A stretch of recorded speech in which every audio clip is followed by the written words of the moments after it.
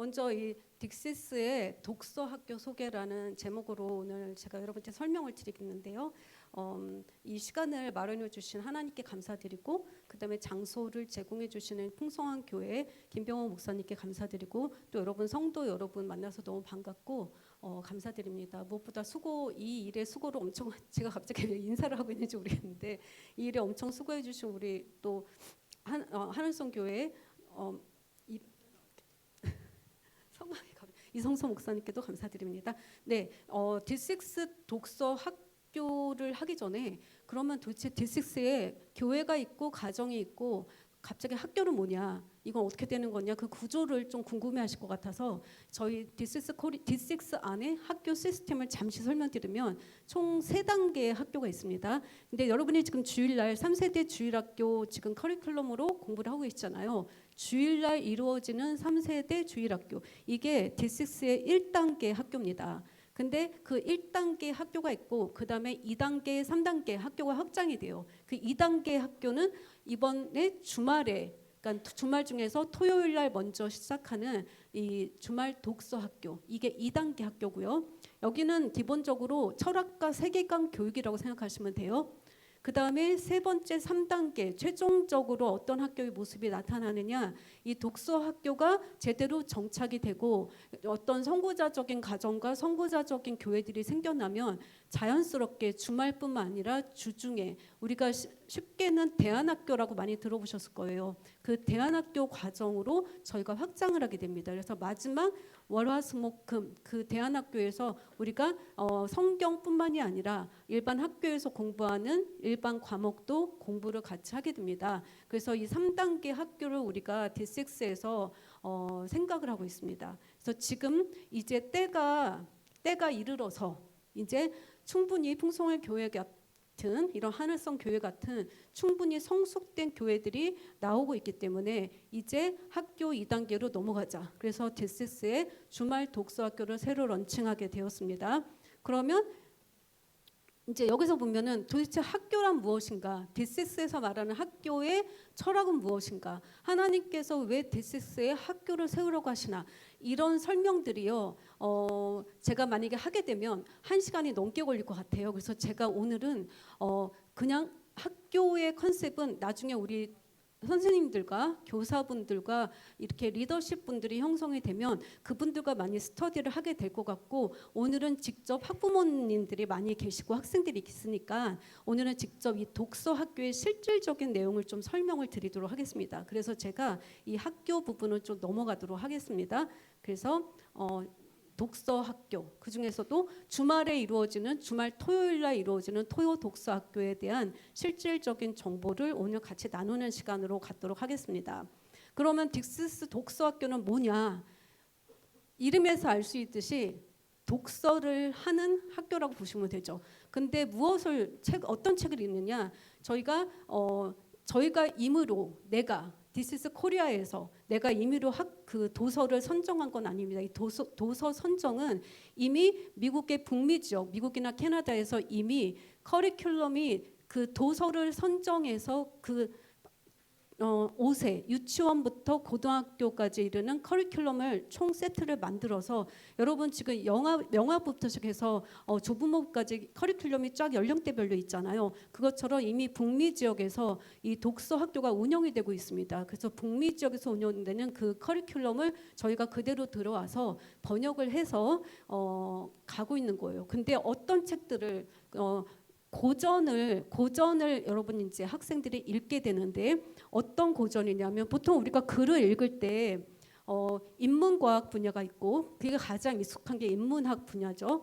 그 다음에 자연과학 분야의 책을 또 읽게 되죠. 그 다음에 사회과학 분야의 책도 읽게 됩니다. 그렇죠? 근데 저희 토요 독서학교에서는 인문과학 위주의 책들을 고전들을 선별을 해서, 그러니까 유치원부터 고등학교 과정까지 100여 권 이상의 책들이 이미 커리큘럼이 운영되고 있는데, 거기서 저희가 뽑아서 이 고전을 읽히면서 신명기에서 하나님 말씀하시는 교육 철학이 있죠. 여러분 아마 아실 겁니다. 누가 부모가 자녀를 직접 가르친다. 이게 하나님이 우리에게 주신 가장 키가 되는 명령이잖아요. 근데 이 부모가 가르쳐라 이것만 말씀하신 건 아니죠.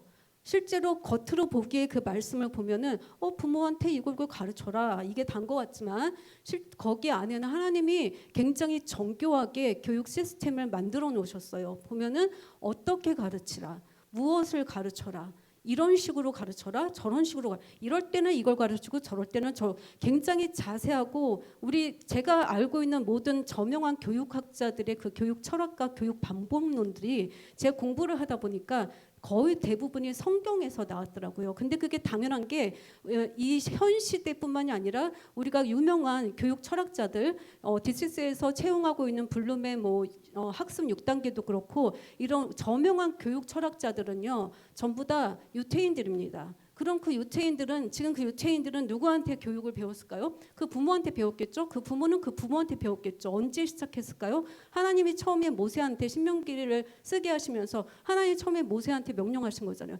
너가 이스라엘 백성들의 족장들, 부족들, 부모들을 모아놓고 이렇게 가르치라고 말을 해라. 그래서 하나님의 명령이 모세를 통하여서 나간 거죠. 그게 대대로 이어와서 그 어마어마한 교육 철학자들이 교육계를 이끌고 있는 거예요. 그러니까 우리가 교육을 공부하다 보면요, 이거 전부 다 성경 얘기예요. 그래서 제가 교육을 전공을 했는데 공부를 하다 보면 전부 다 성경 얘기인 거죠. 그래서 유명한 교육 철학자들, 저명한 분들은 전부 다 유대인이고, 당연히 그 유대인들은 어디서 뿌리가 우리 현대 교육학의 뿌리는 그래서 성경일 수밖에 없는 거죠. 그러면 성경에서 지금 그 교육학자들 어마어마한 많은 그 교육적인 방법론이라던가 그 철학들을 설파하고 있는데 그것들이 성경에서 나왔다면 우리가 직접 성경을 보면 그 안에 답이 다 있는 거죠. 무엇을 가르칠지, 어떻게 가르칠지, 언제 가르칠지, 어떤 식으로 설명할지. 부모 역할은 뭐고, 아버지 역할, 엄마의 역할, 조부모 역할, 형의 역할, 이모의 역할, 그렇죠? 동생의 역할, 친구의 역할, 학교 선생님의 역할, 교회 지도자들의 역할, 학생의 역할 다 신명기에 나와 있잖아요. 그렇죠? 아마 관심이 있으시면 조금만 더 파보면 너무 정교한 하나님이 그 디자인하신 교육 시스템에 놀라게 되는 것 같아요. 저는 굉장히 이 교육을 전공한 사람으로서 굉장히 놀라고 있거든요. 제가 어렸을 때부터 열심히 공부해서 깨달은 그 모든 그 가치 체계들이 세상에 신명기에 다 있구나 이렇게 된 거예요. 그래서 이 하나님의 교육 명령, 그 교육 시스템이 이 땅에 이루어지는 거, 이 교회 가운데 이루어지는 거, 그게 이 학교가 탄생하고 학교가 진행돼야만 하는 목적인 것 같습니다. 그래서 디스스 독서학교에서 그 첫 발을 떼려고 하고 있습니다. 하나님께서 설계하신 교육 디자인 설계대로 우리가 학생들을, 우리의 다음 세대들을 가르치고 그 아이들이 커가도록, 그래서 누구보다도 훌륭하고 누구보다도 거룩한 그런 교육자로 성장할 수 있도록 우리 모두는 교육자라고 생각합니다. 저는. 그래서 심지어는 예배는 교육이다라고 말들을 많이 합니다. 이 교육 쪽에서는. 근데 제가 기도 가운데 또 그런 하나님의 그런 마음을 저한테 주셨어요. 예배는 교육이다. 주님, 교회는 무엇입니까? 저는 교육하는 사람이니까 주님이 그렇게 말씀하셨어요.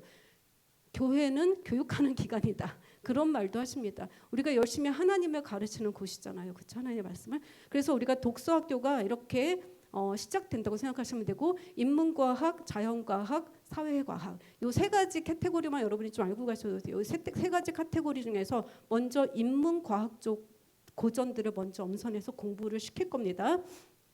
왜 독서학교가 필요한가? 이것은 디스스의 기본 철학에 관련된 것이니까 아까 이성성 목사님 말씀하셨죠. 교회와 가정, 그 가운데 중심축을 잡고 있는 학교, 교회와 가정을 연결시킨다는 거예요. 그래서 학교가 필요한 거죠. 거기서 그 학교 중에서 3단계로 가기 전에 2단계 독서학교를 먼저 저희가 시작을 하려고 지금 발을 떼고 있는 것입니다. 그 다음으로 넘어가면 여기서부터는 좀 이제 실질적으로 여러분이 뭐 하는 건데, 그래서 여기에 대한 답들을 이제 설명을 하려고 그래요. 교육 대상은 누구냐 하면은 지금 어쩌고저쩌고 막 써 있지만 마지막에 있는 유치부, 초등부 저학년, 초등부 고학년 학생들, 이것만 기억하시면 됩니다. 교육 대상은 5세부터 18세까지 고등학생까지가 교육 대상입니다. 입학하실 수 있습니다. 그래서 그러면 실제로 이 커리큘럼, 지금 북미의 커리큘럼을 저희가 가져왔다 그랬잖아요. 미국이나 캐나다에서 실제 사용하고 김춘하 목사님 교회에서도 사용하고 있는, 실제로 이 네, 넘어가겠습니다. 제가 자꾸 말이 길어지려고 그래서 독서학교의 커리큘럼을 그러면은 구체적으로 어떤 책을 가지고 공부하게 되느냐, 장르별로 엄선해놨어요 이미. 그래서 장르별로, 그러니까는 미국 문학, 왜냐하면 이게 북미 쪽 커리큘럼이기 때문에 근본이 대부분이 미국 문학입니다. 미국 문학, 그 다음에 영국 문학, 그 다음에 미국과 영국을 제외한 전 세계에 있는 어떤 훌륭한 책들, 이런 것들을 선별을 해서 장르별로는 뭐 셰익스피어라던가 시라던가 역사서라던가, 그 다음에 어떤 기독교 문학도 많이 다수가 포함되어 있습니다. 이런 고전들이 우리나라에 많이 번역이 되어 들어와 있어요, 당연히. 그래서 우리나라에 책이 번역되어 들어와 있는 책들 중에서 선별을 했습니다. 이런 것들을 우리가 교재로 사용하게 되고, 플러스 이것은 미국 커리큘럼이기 때문에 D6도 미국, 원래는 북미 커리큘럼인데 저희가 번역해서 쓰는 거잖아요.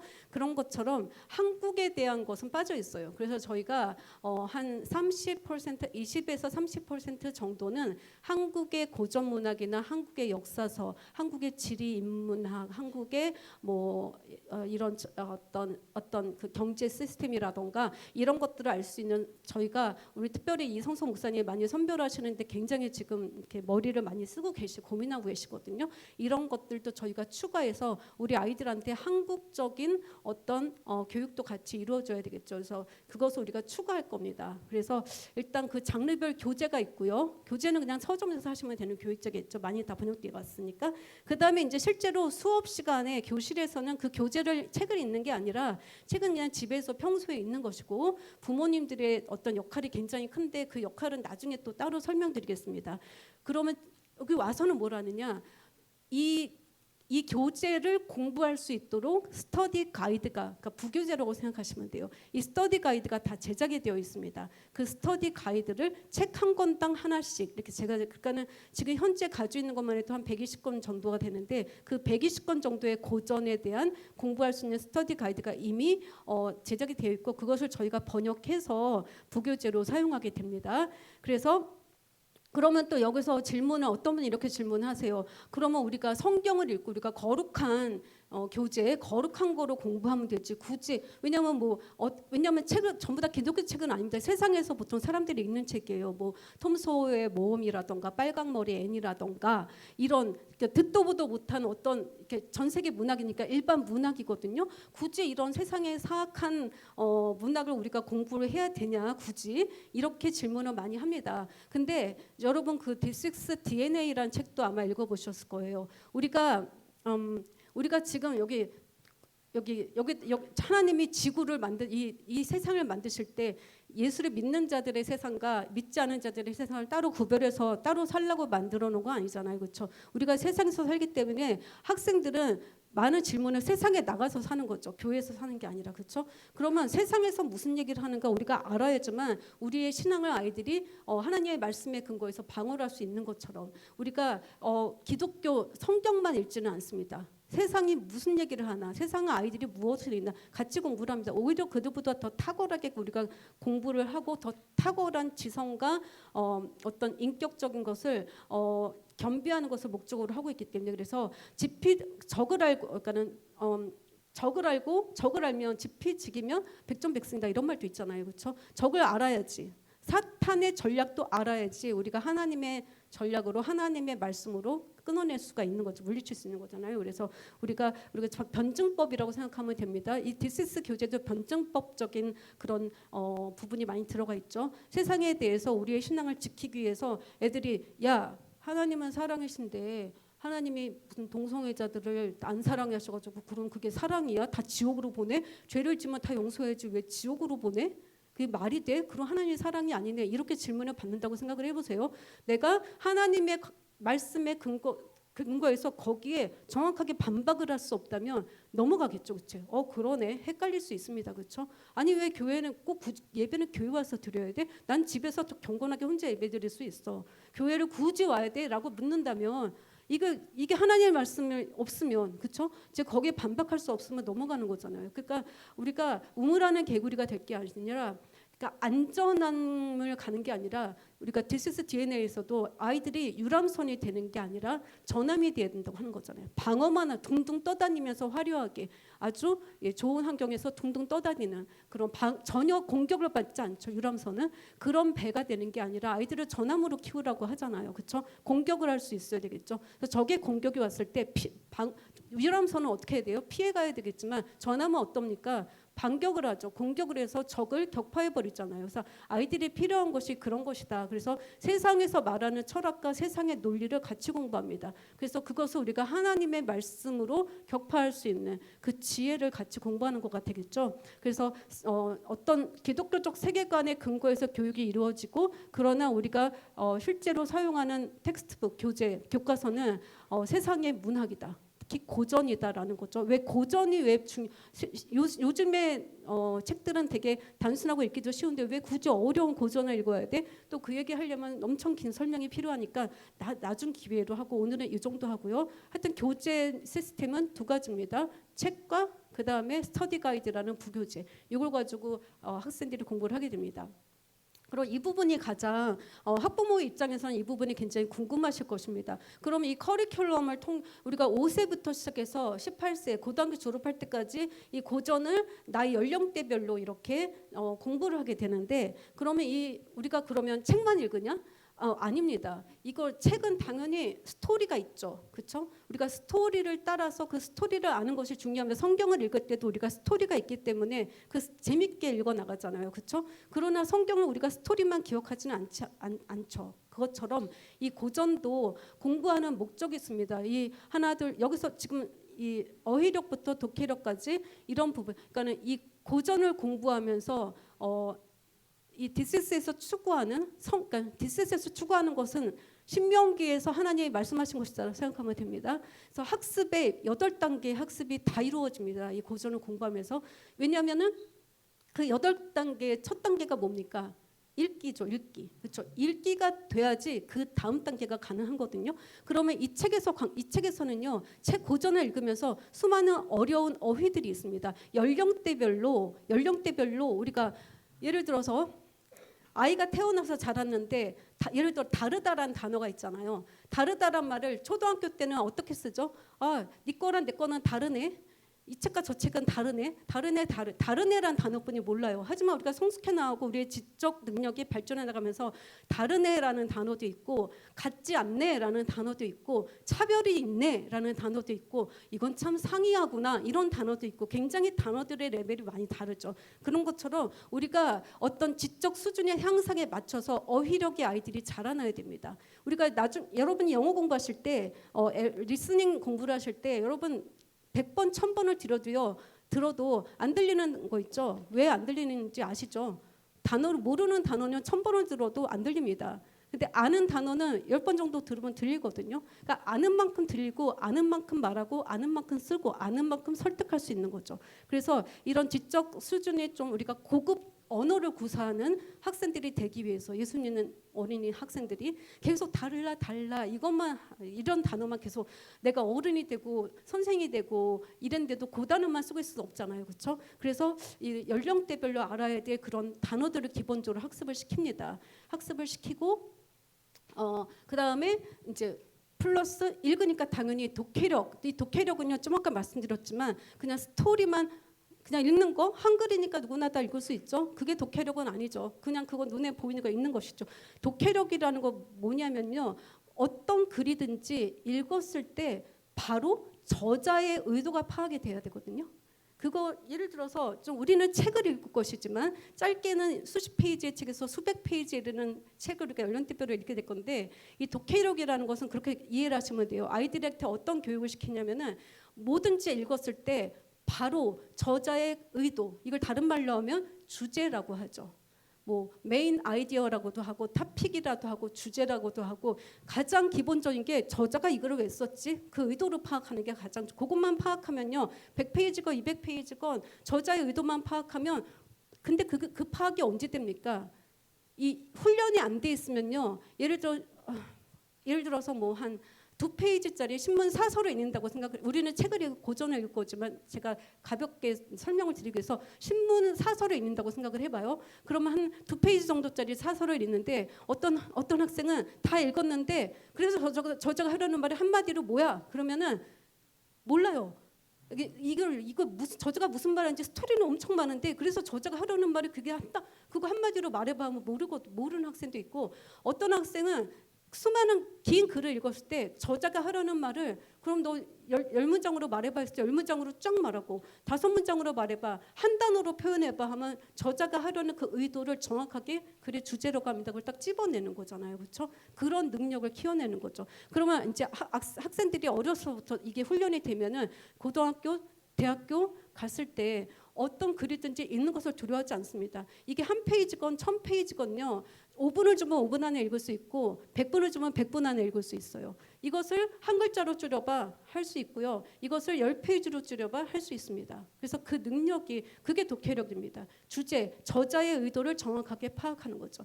열심히 저자가 글을 써서 내가 읽었는데 딱 읽고 나서 저자의 의도가 뭐야 하면 스토리는 기억나는데 그리고 저자가 이 글을 왜 썼는지를 모르면 안 되는 거죠.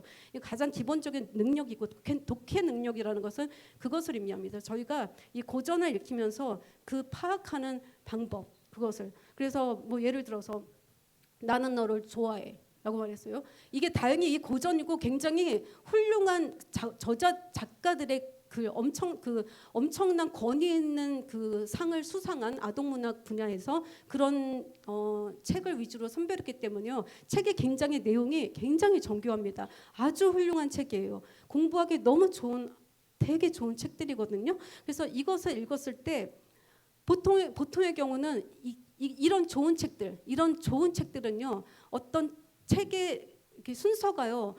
조잡하지 않습니다.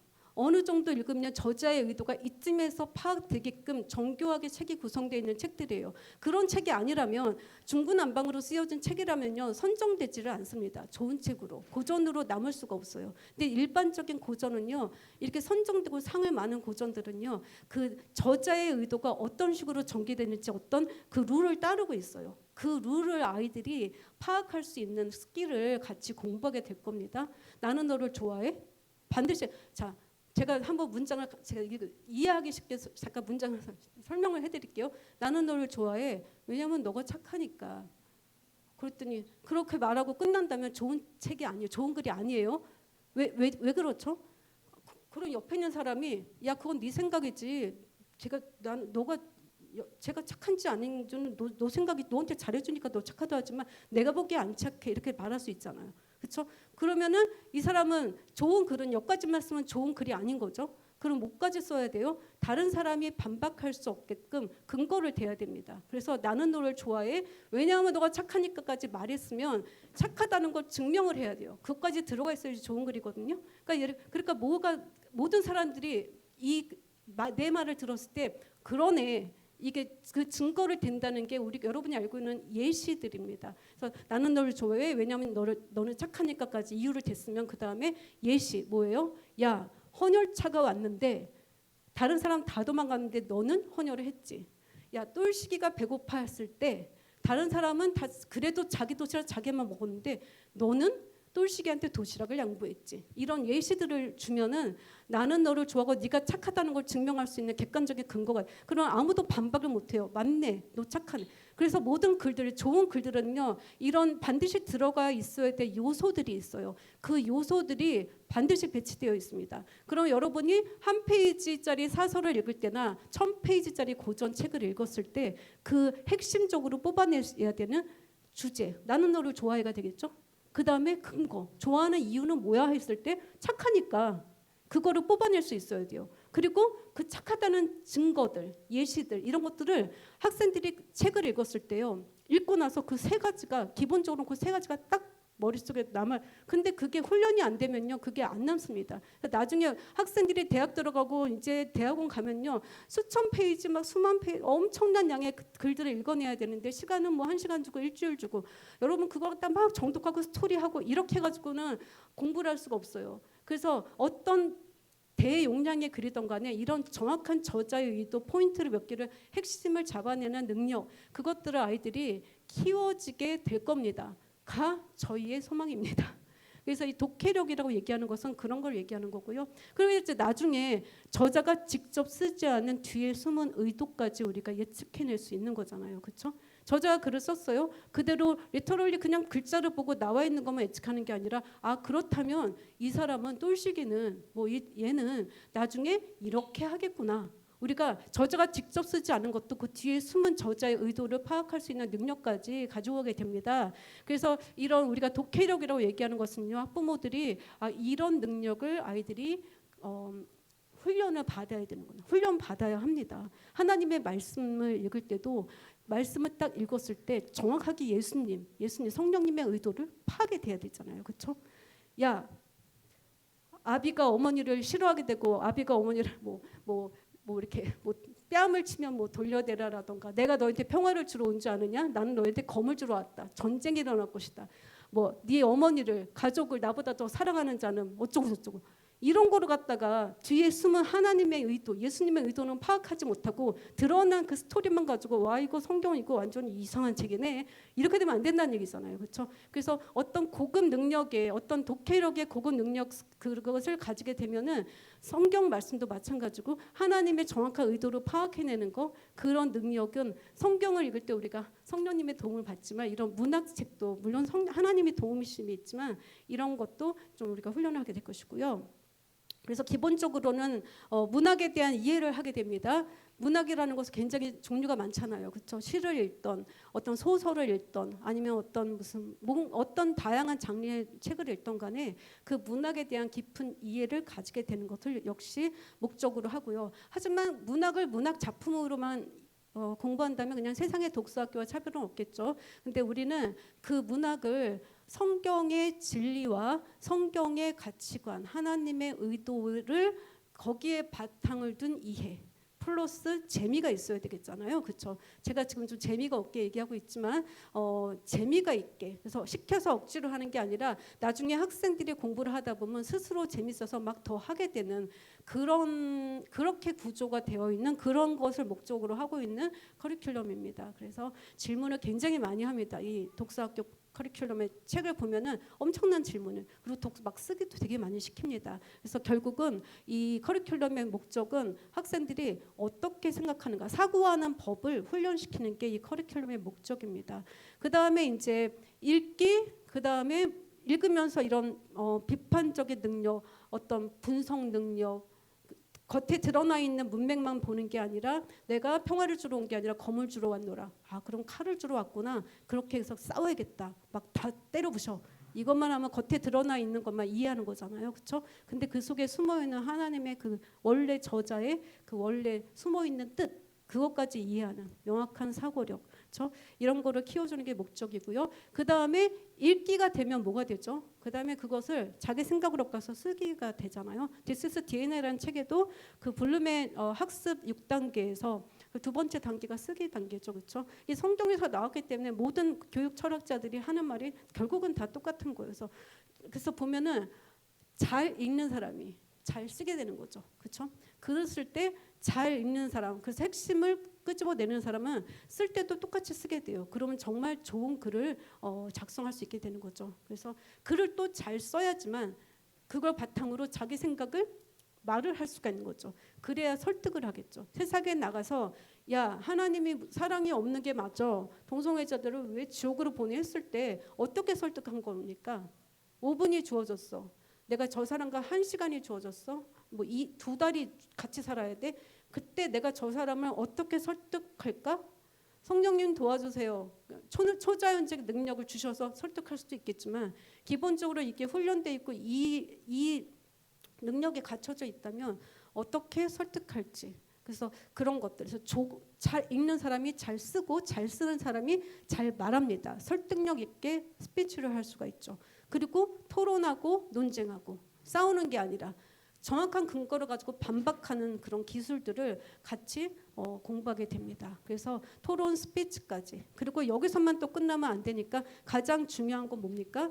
성경의 진리. 그렇죠? 성경의 진리를 바탕으로, 성경적 세계관을 바탕으로 우리가 글을 읽고 어떤 문학에, 세상의 문학에서도 다 모든 만물에는 전부 다 하나님의 뜻이 숨겨져 있잖아요. 그렇죠? 하나님이 다 관여하고 계시죠. 여러분 보신 적 있습니까? 하나님이 관여하지 않은 어떤 것, 뭐 먼지 하나, 책상 하나, 뭐든지 보면 다 하나님이 다 관여하고 있는 거 여러분들 느끼잖아요. 그것처럼 모든 글에, 우리가 세상의 글이라 해도 이게 전부 다 하나님의 손바닥 안에 있잖아요. 그래서 거기서 하나님의 어떤 의도를 우리가 다 끄집어낼 수 있는 것 같아요. 그래서 이 성경적 진리를 그 문학에서 끄집어낼 수 있습니다. 하나님의 뜻을, 그것을 같이 끄집어내서 애들한테 공부시키고요. 그 다음에 그거로 또 끝나면 안 되겠죠. 하나님의 의도만 나만 알고 있으면 내가 살 곳은 세상이잖아요. 그렇죠?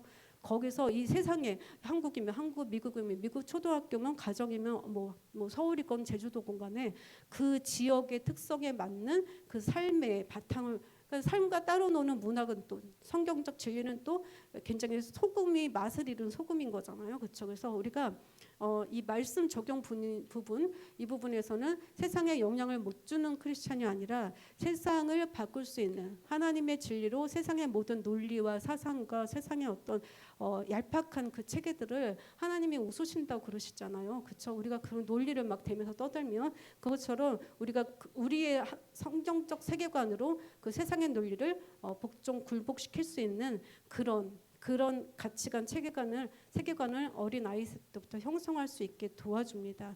그 다음에 이제 심화장문 다양한 프로젝트가 있는데, 심화장문이라는 것은 뭐냐면은 우리가 책을 한 권을 읽었어요. 그래서 학생들이 어떤 능력을, 이것을 아까도 말했지만 한 단어로 표현해봐. 이 책을 읽었는데 가장 중요한, 저자가 말하는 게 뭐니? 한 단어로 말해보면 딱 집어낼 수 있다 그랬잖아요. 그걸 한 문장으로 쓸 수도 있고 10문장으로 쓸 수도 있어요. 이런 능력들이 개발이 되는 게 목적인데, 그런데 더 나아가서는 우리 디스스 DNA에서 나온 그 블룸의 학습 6단계, 제 6단계가 뭐죠? 창조 단계잖아요. 그렇죠? 창조. 그것을 가지고 내 것을 새롭게 나도 창조해낼 수 있는 거죠. 하나님이 창조하신 것처럼 우리도 하나님의 DNA를 우리가 물려받았으니까, 하나님의 이미지가 우리한테 있으니까 우리도 창조를 할 수 있는 거죠. 그래서 이 글을 단순히 10문장으로 서머리하는 것뿐만이 아니라 나도 하나님처럼 우리도 새로운 것을, 거룩한 것을 새롭게 창조해내는, 그러니까 한마디로 논문을 작성할 수 있는 수준까지 가게 되는 것을 목적으로 하고 있습니다. 그래서 심화장문이라고 말하는 것은 새로운 어떤 논문 수준의 어떤 새로운 학설, 새로운 논리를 내가 하나님의 것을 만들어내서 세상의 논리를 부술 수 있는 그런 단계까지 가는 것을 이 디스스 그 독서 학교에서는 목적으로 하고 있습니다. 그리고 각 책을 읽고 나서 그 다음에 다양한 프로젝트가 그 스터디 가이드 안에 들어가 있어요. 예를 들어서 유치부 교재 가운데 달구지를 끌고라는 동화책이 있습니다. 그 책은요, 미국의 어떤 조그만 시골 마을에 사는 농부 가정에 대한 이야기예요. 근데 그 이야기를 보다 보면 아이들이 미국의 농부들이 어떤 식으로 1년을 지내지, 그런 계절 감각이라던가 시간 감각이라던가 농사짓는 농사 시스템이라던가 농사 도구, 이런 것들을 그 책을 읽으면서 많이 접하게 돼요. 그러면 예를 드는 겁니다. 그러면 마지막 주에 저희가 이 프로젝트, 어떤 프로젝트를 하냐면은 책에 여러 가지 프로젝트가 나오거든요. 이걸 한번 해보십시오. 근데 이런 것도 할 수 있는 거죠. 지난 학기에 저희는 어디를 가는, 여기 수원이니까 농업박물관에 견학을 갔습니다. 그래서 한국의 농업 시스템과 한국의 농업의 역사, 그래서 농부들은 이런 계절이 굉장히 영향을 받잖아요. 그래서 이런 각 계절에 따른 농부의 어떤 생활, 이런 것들 우리가 포괄적으로 공부하는 시간을 가졌습니다. 그런 여러 가지 프로젝트가 우리가 같이 갑니다. 그래서 3주는 교실에서 수업을 하고 한 주는 책이 끝나면 거기에 따른 그런 여러 액티비티를 하게 됩니다. 그래서 이런 기본적인 독서학교 커리큘럼은 이렇게 진행을 합니다. 그래서 학생들이 5살에 시작해서 고등학교 졸업할 때쯤이면 사실 대학에 들어갔을 때 논리, 노벨상을 인문학 쪽이나 사회과학이건 뭐 어느 분야 노벨상을 전부 다 유태인들이 가져가잖아요. 유태인들이 이 교육을 그냥 받기 때문에 수천 년간 그냥 대대로 이런 교육을 받아왔기 때문에 우리가 그들을 이길 수가 없는 것 중에 하나가. 근데 우리 학생들도 그렇게 성경대로 이렇게 가면은 그런 훌륭한 그럼 탁월한 학생들로, 거룩한 학생들로 자라날 수 있지 않을까. 그것이 독서학교의 기본 목적입니다. 제가 좀 추상적으로 설명을 했는데 이제 구체적으로 그래서 책을 보고 싶거나 스터디 가이드 구체적으로 어떻다는 걸 알고 싶으면 끝나고 나서 이제 따로 개인적으로 질문하시면 저랑 이성서 목사님이 기다리고 있을 겁니다. 그럼 다시 이성서 목사님께 마이크를 넘겨서요 마무리를 해주시겠습니다. 네, 감사합니다. 저희 교회에서 1월 달에 부흥회를 했습니다. 부흥회 주제는 하나님의 나라 D6 랜드를 향하여 라는 제목으로 이렇게 부흥회를 했고, 제 1강을 우리 김병호 목사님께서 오셔서 섬겨 주셨습니다. 그래서 교회, D6 교회에 대해서, 가정에 대해서, 또 학교에 대해서 우리 성도들과 그 비전을 같이 공유하는 시간들을 가졌고, 지금 그것은 사실 제가 얻고 싶어서 얻는 꿈은 아니었습니다. 올해 하나님께서 저에게 그 도전을 주셨는데, 하나님께서 저에게 알게 하시고 배우게 하시고 깨닫게 하시는 이 과정들이 있었고, 저는 이것을 통해서 우리의 다음 세대들이 믿음 안에서 계속해서 세워지고 자라나기를 기대하고 소망하고 있습니다. 이와 같은 꿈은 저만의 꿈이 아닐 겁니다. 여기 안에 계신 우리 모든 성도님들도 같은 마음으로 오늘 그런 D6 랜드를 세워가는 과정에 있는 줄로 믿습니다. 3세대 주일학교도 그 과정의 하나고요. 그렇죠? 우리 안에 있는 가정 예배도 그 꿈의 표현인 줄로 믿습니다. 새로운 과정을 이제 시작하려고 하는 것입니다. D6 학교, 주일의 학교는 주일 3세대 주일학교, 그리고 주말 학교가 2단계, 그리고 중 학교가 이제 3단계인데 2단계에 한번 진입해 보려는 과정에 요 소개를 드리게 됐습니다. 아직 구체적인 내용들이 잘 이해가 되지 않으실 수 있지만 중요한 것은 이 꿈이 이 과정에 녹아져 있다라고 생각하시고 함께 기도해 주시면 감사하겠습니다. 네, 감사합니다.